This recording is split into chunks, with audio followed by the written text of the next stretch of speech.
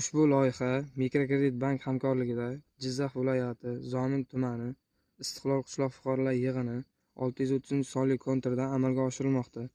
Bu yerda piyoz ekilgan, maydon hajmi 10 gektar. Bu yerdagi ekinlar zamonaviy usullar bilan parvarishlanmoqda. Hozirda ekinlar unib chiqish holatida. Ekinlarni yetishtirish 180 kun davom etadi. Yetishtirish jarayonida sug'oriladi, tabiiy va mineral o'g'itlar bilan oziqlantiriladi. Ushbu loyihaga 10 ta dehqon xo'jaliklari biriktirilgan. Har bir dehqon uchun o'rtacha 1 gektardan yer maydonlari to'g'ri keladi.